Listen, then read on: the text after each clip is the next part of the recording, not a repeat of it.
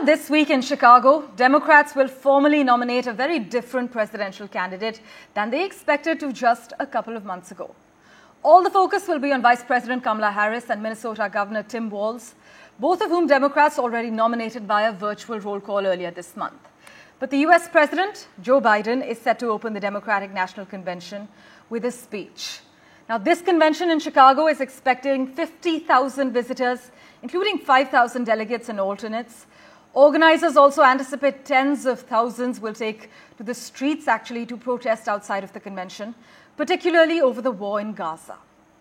Protests are held every day from Sunday through Thursday, with the largest being planned for Monday, we're told. But you know the big focus, the 5 things to watch at the DNC.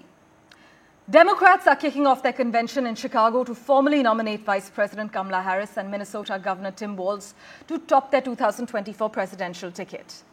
Now, the gathering marks an opportunity for Democrats to ride the good vibes around Kamala Harris, who last month was elevated as the party's de facto nominee after Joe Biden actually ended his own bid.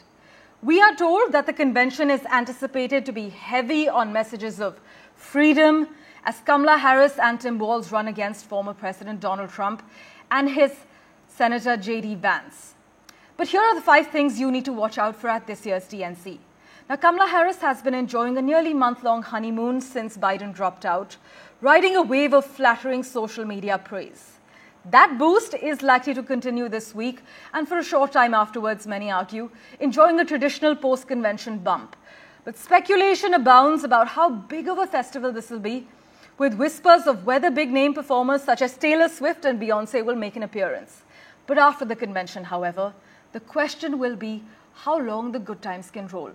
Kamala Harris and Donald Trump will face off at their first debate on the 10th of September, and a good performance there could actually extend Kamala Harris's honeymoon.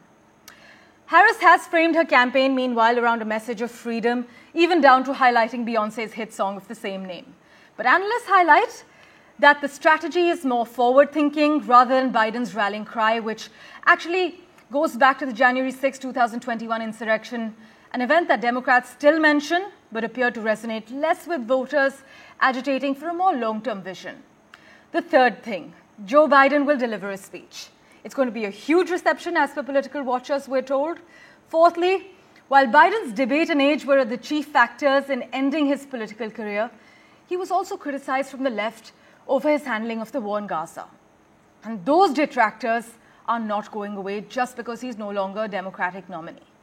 Protests over the rising death toll in Gaza will be held blocks away from the Chicago's United Center, and delegates who were sent to the convention by uncommitted votes in various states have full access to the event floor, with nothing to stop them from interrupting the proceedings.